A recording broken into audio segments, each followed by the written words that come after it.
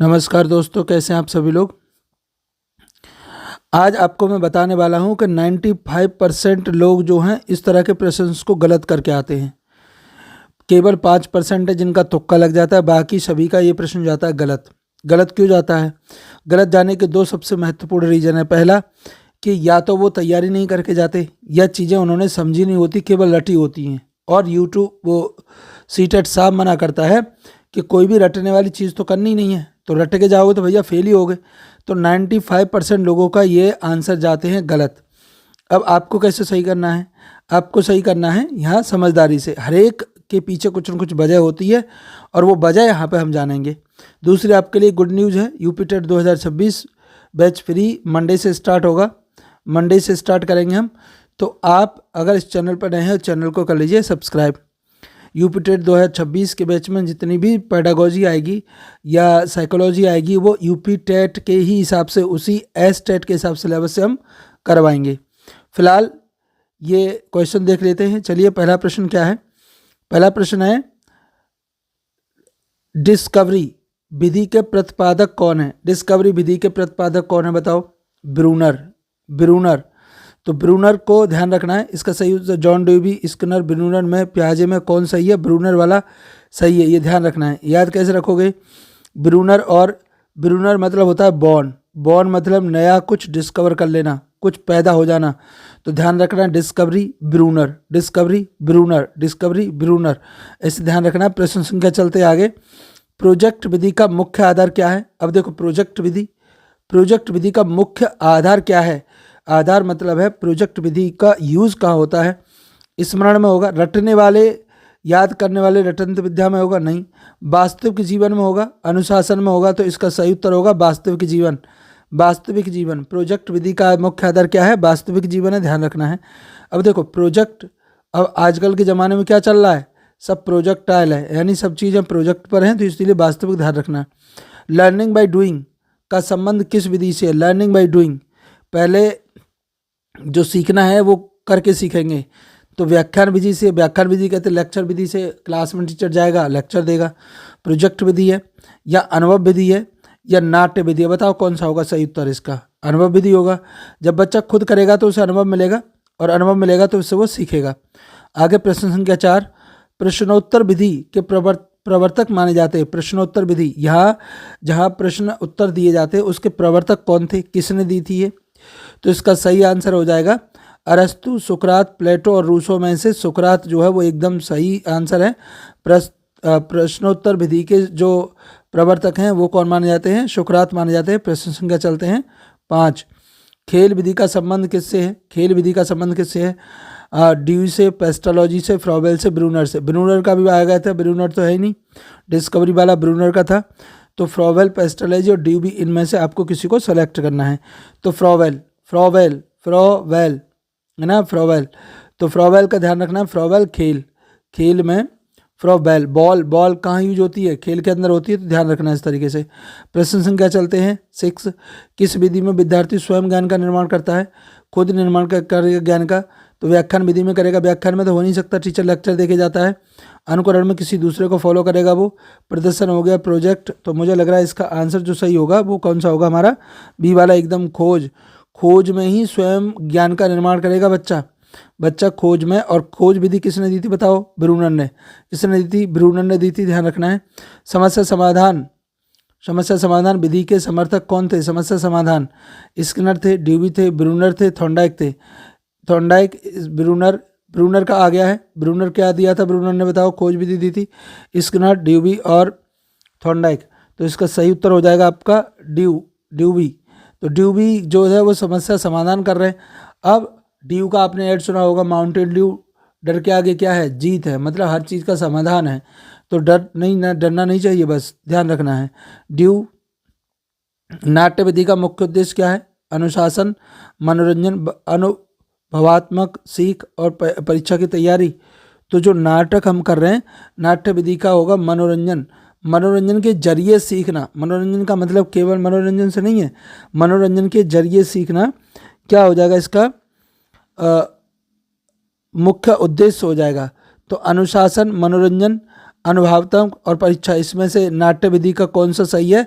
तो हमारा अनुभवात्मक सीखना एकदम इसका सही उत्तर हो जाएगा सी वाला। प्रश्न संख्या चलते 9। किस विधि में शिक्षक मार्गदर्शक की भूमिका निभाते हैं? किस विधि में शिक्षक मार्गदर्शक की भूमिका निभाते हैं? तो इसमें व्याख्यान में, खोज विधि में, रटंत विधि में, अनुकरण में, किस विधि में मार्गदर्शक बनेंगे शिक्षक? तो इसका सही उत्तर कौन सा हो जाएगा? इसका सही उत्तर होगा हमारा बी वाला, खोज विधि में। खोज विधि में बच्चा स्वयं करता है, शिक्षक केवल मार्गदर्शक की भूमिका निभाएगा।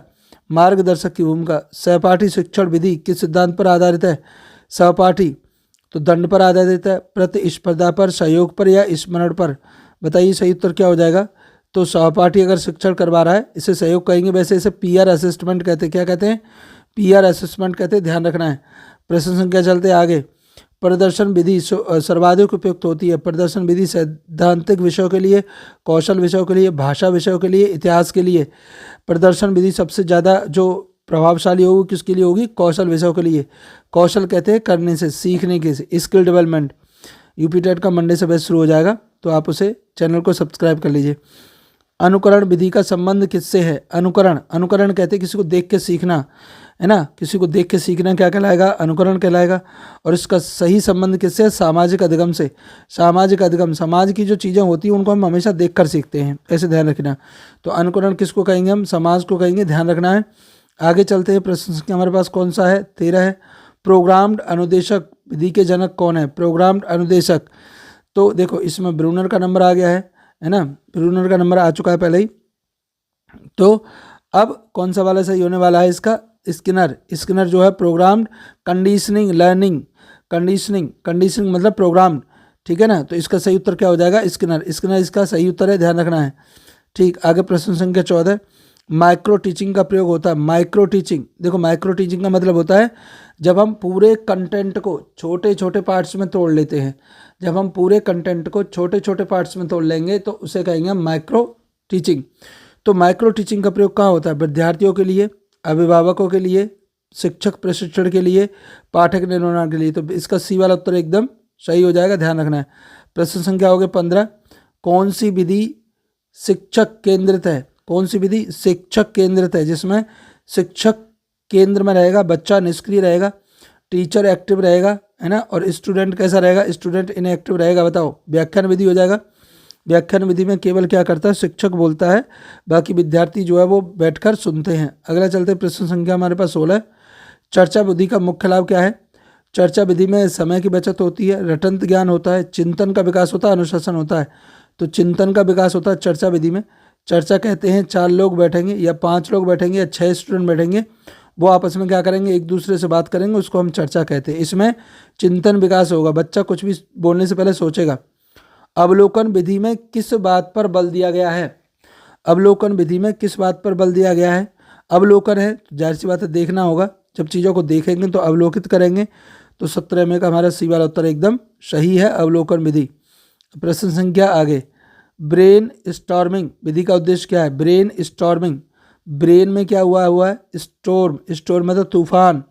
तो परीक्षा, अनुशासन, विचारों की अधिकता, स्मरण। कौन सा उत्तर सही हो जाएगा इसका? विचारों की अधिकता। जब ज़्यादा विचार हो जाएंगे तो भूकंप आ जाएगा दिमाग के अंदर, ब्रेन स्टॉर्म, ध्यान रखना है। प्रश्न संख्या कौन सी विधि बाल केंद्रित है? बाल केंद्रित मतलब जिसमें बच्चे पर ध्यान दिया जाएगा। व्याख्यान तो हो ही नहीं सकती, टीचर खुद लेक्चर देता है इसमें। खोज विधि हो सकती है, रटंत विद्या नहीं होगी, अनुशासनात्मक भी नहीं होगी। तो बी वाला उत्तर इसका एकदम सही है, ध्यान रखना है। प्रश्न संख्या 20। आगात्मक विधि से पढ़ाया जाता है, अगमानात्मक विधि से पढ़ाया जाएगा, और सामान्य से विशेष की ओर, विशेष से सामान्य की ओर, सरल से कठिन की ओर, या कठिन से सरल की ओर। देखो, एक तो विधि होती है हमारी आगमन, और दूसरी कौन सी होती है? निगमन। आगमन और निगमन, ध्यान रखना है, आगमन और निगमन। तो ये ध्यान रखना है। इसमें कौन सी पूछ रहा है? वो आगमनात्मक। और इसमें कौन सा उत्तर सही हो जाएगा? 20 का हमारा बी वाला, विशेष से सामान्य की ओर। तो ऐसे ध्यान रखना है। आगमन और निगमन को कैसे याद रखोगे? आग मीन्स आग, आग पहले ही लग चुकी है तो उसे बुझाने का काम किया जाएगा। निगमन में पहले उदाहरण आएंगे, बाद में किसी सामान्य चीज़ को समझा जाएगा। तो विशेष से सामान्य की ओर कौन सा होगा? आगमन, विशेष से सामान्य, निगमन विधि। अब देखो इसका उल्टा हो जाएगा, निगमन आगमन का उल्टा होता है, ध्यान रखना है। इसमें सामान्य से विशेष की ओर वाला उत्तर सही हो जाएगा, ध्यान रखना है। निगमन में सामान्य से विशेष की ओर और आगमन में विशेष से सामान्य की ओर, ठीक है, याद रखना है दोनों को। प्रोजेक्ट विधि में शिक्षक की भूमिका होती है, नियंत्रक होगा, परीक्षक होगा, मार्गदर्शक होगा, वक्ता होगा। तो वक्ता तो ही नहीं सकता, वक्ता किस में होता है, व्याख्यान में। इसका सही उत्तर कौन सा हो जाएगा, सी वाला, मार्गदर्शक होना। प्रोजेक्ट विधि में शिक्षक का काम केवल मार्गदर्शक होना है। सहयोगात्मक अधिगम का आधार क्या है, सहयोगात्मक अधिगम का आधार क्या है, प्रतिस्पर्धा है, सहयोग है, दंड है, पुरस्कार है। तो इसका सही उत्तर हो जाएगा सहयोग, ठीक है ना। प्रश्न संख्या चलते हैं 24 में क्या करा है, किस विधि में करके सीखना प्रयुक्त होता है। तो किस विधि में करके सीखना प्रमुख है, व्याख्यान में, अनुभव में, अर्पण में, चर्चा में। तो करके जो सीखना होता है, बी वाला उत्तर एकदम सही है, यानी अनुभव। स्वाध्याय विधि में विद्यार्थी होता है। अब स्वाध्याय विधि में विद्यार्थी क्या होगा, निष्क्रिय होगा, आश्रित होगा, आत्मनिर्भर होगा, नियंत्रित होगा। तो कैसा होगा बताओ, जब बच्चा स्वयं से पढ़ेगा तो वो आत्मनिर्भर होगा, मतलब स्वाध्याय विधि, मैं तो खुद कर लूँगा, मुझे नहीं करना, तुमसे नहीं करवाना, अपने आप कर लूँगा मैं। किस विधि में सामाजिक सहभागिता से सीख मिलती है, किस विधि में सामाजिक सहभागिता से सीख मिलती है। तो इसका सही उत्तर कौन सा हो जाएगा, जो 26 का सही उत्तर है वो आपका बी वाला है, सहयोगात्मक, ध्यान रखना है। आगे चलते प्रश्न संख्या 27, नाट्य विधि सबसे अधिक उपयोगी है। नाट्य विधि गणित में, विज्ञान में, भाषा में, सामाजिक विज्ञान में। तो इसका सही उत्तर कौन सा हो जाएगा, इसका सही उत्तर होगा आपका सामाजिक विज्ञान में। सामाजिक विज्ञान में नाट्य विधि, नाटक कर करके हम पुरानी जो रीति रिवाज है उनको आसानी से समझ सकते हैं। खोज विधि किस स्तर के लिए उपयोग है, खोज विधि प्राथमिक, उच्च प्राथमिक, माध्यमिक या उच्चतर। खोज विधि किस स्तर पर जाकर लागू होती है। तो इसका माध्यमिक स्तर वाला उत्तर एकदम सही आएगा, माध्यमिक उत्तर वाला। कौन सी विधि समय अधिक लेती है, कौन सी विधि में समय अधिक लगता है ये बताना है आपको। तो प्रोजेक्ट विधि में सबसे अधिक समय लगता है, ध्यान रखना है। प्रोजेक्ट विधि जो है वो समय व्यापी है, बहुत समय लेती है। प्रश्न संख्या चलते हैं 30, सीटेट के अनुसार सर्वश्रेष्ठतम विधि मानी गई है ना। तो सीटेट के अनुसार जो मानी गई है वो परिस्थिति अनुसार मिश्रित विधि। कौन सी, परिस्थिति अनुसार मिश्रित विधि, यानी जहाँ जैसी ज़रूरत है उस विधि से पढ़ाया जाए। अब कुछ विधि वन लाइनर कर लेते हैं जिनके खुद खर्चा है। पहला व्याख्यान विधि, व्याख्यान में लेक्चर देना, किसने दी थी, अरस्तु ने दी थी। व्याख्यान विधि किसने दी थी, अरस्तु ने।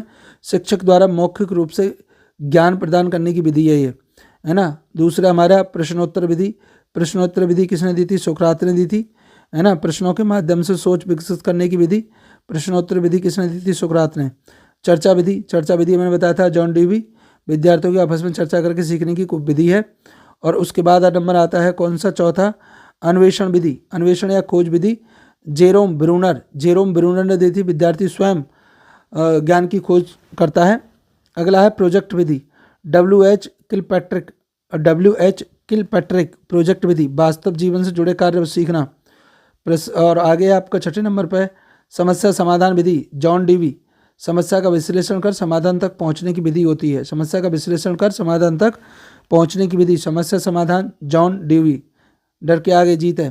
प्रदर्शन विधि, चार्ल्स कुड ने प्रश्न विधि को दिया था। कर के दिखाकर सिखाने की विधि, करके दिखाने की सिखाने की विधि होती है। नाट्य विधि किसने दी थी, कुक ने नाट्य विधि दी थी, ध्यान रखना है। अभिनय के माध्यम से शिक्षण। आगे 9, खेल विधि फ्रॉबेल ने दी थी। बॉल, खेल, ध्यान रखना है, खेल के माध्यम से सीखने की कोशिश होती है। और आगे नंबर 10 पर सहपाठी शिक्षण विधि, एंड्रयू बेल। तो विद्यार्थी द्वारा विद्यार्थी को पढ़ाने की विधि को क्या कहते हैं, सहपाठी शिक्षण विधि, एंड्रयू बेल, ध्यान रखना है। स्वाध्याय विधि खुद से पढ़ना, रूसो। स्वयं अध्ययन पर आधारित, रूसो, ध्यान रखना है, स्वाध्याय विधि रूसो, है ना। अनुभव द्वारा सीखना, learning by doing, John dewy, ठीक है। ब्रेन स्टॉर्म विधि, एलेक्स ऑसबर्न ब्रेन स्टॉर्म, अधिकतम विचार उत्पन्न करने की विधि है ये। प्रश्न संख्या 14, सहयोगात्मक अधिगम विधि, जॉनसन एंड जॉनसन, देखो जॉनसन एंड जॉनसन सहयोग कर रहे हैं, समूह में मिलकर सीखना होता है, दोनों ने एक जैसा नाम रख रखा। आगे अवलोकन विधि, पेस्टालॉजी, इंपॉर्टेंट है भैया, अवलोकन विधि, पेस्टालॉजी, निरीक्षण द्वारा ज्ञान प्राप्त करने की विधि को क्या कहते हैं हम, अवलोकन विधि कहते हैं। अगला है प्रयोग विधि एक्सपेरिमेंटल मेथड। बुंट ने सबसे पहली प्रयोगशाला बुंट ने ही स्थापित की थी, ध्यान रखना। प्रयोग के माध्यम से सत्यापन कर आधारित विधि। प्रश्न संख्या 17 नंबर। अनुकरण विधि इमिटेशन, बंडूरा। अनुकरण विधि किसने दी थी? बंडूरा ने। अन्य के व्यवहार की नकल करके सीखना, बंडूरा ने कहा था ऐसा। प्रश्न संख्या 18।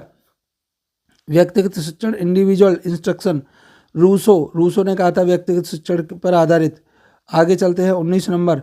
सहभागिता, है ना, सहभागिता विधि फ्रेरे ने सहभागिता, फेरे ले लो शादी में, है ना, तो सहभागिता हो जाएगी। अगला नियोजित शिक्षण विधि प्रोग्राम इंस्ट्रक्शन, बीएफ स्किनर ने प्रोग्राम इंस्ट्रक्शन छोटे छोटे चरणों में सीखने की बात कही थी। प्रश्न संख्या अगला 21 नंबर पर है सूक्ष्म शिक्षण विधि। एलेन व रयान माइक्रो टीचिंग, शिक्षक के प्रशिक्षण हेतु इससे टीचर पढ़ाए जाते हैं। दल शिक्षण विधि टीम टीचिंग, डोनाल्ड एक से अधिक शिक्षक मिलकर पढ़ाते हैं, दल टीम टीचिंग। आगे 23 संयोजक विधि ह्यूरिस्टिक मेथड, ये भी पूछी जाती, इंपॉर्टेंट है। H.E. आर्मस्ट्रॉन्ग, तर्क व खोज के आधार पर शिक्षण। नंबर 24 डिटेक्टिव मेथड अरस्तु सामान्य से विशेष की ओर, डिटेक्टिव मेथड। आगमन इंडक्टिव, आगमन आग लगा दिए, विशेष से सामान्य की ओर रटा दिया मैंने, फ्रांसिस बेकन, ठीक है ना। अगला है 26 नंबर सहयोगात्मक अन्वेषण विधि वाइगोत्स्की, सामाजिक सहभागिता से सीखना, है ना, वाइगोत्स्की। अगला 27 नंबर सहज शिक्षण नेचुरल मेथड, गोइन ने क्या दिया था? नेचुरल मेथड दिया था, ध्यान रखना है। आगे चलते 28 नंबर ट्यूटोरियल अनुदेशात्मक विधि, ट्यूटोरियल ऑक्सफोर्ड विश्वविद्यालय, छोटे समूह में व्यक्तिगत मार्गदर्शिता। और अगला है 29 नंबर केलर के द्वारा किया गया था मॉड्यूलर शिक्षण विधि केलर ने दी थी, ध्यान रखना है। प्रश्न संख्या 30, है ना, नैदानिक शिक्षण डायग्नोस्टिक टीचिंग, स्टोन ने डायग्नोस्टिक टीचिंग के बारे में की थी, सीखने की कठिनाइयों को पहचान पर आधारित विधि बनानी चाहिए, तो ये स्टोन मतलब पत्थर, और पत्थरी का हम डायग्नोसिस कराते हैं, इस तरीके से ध्यान रखना है। वीडियो आपको अच्छी लगी हो चैनल को सब्सक्राइब कर लीजिए प्लीज़ आप एक कमेंट, लाइक और सब्सक्रिप्शन जरूर दीजिए। धन्यवाद।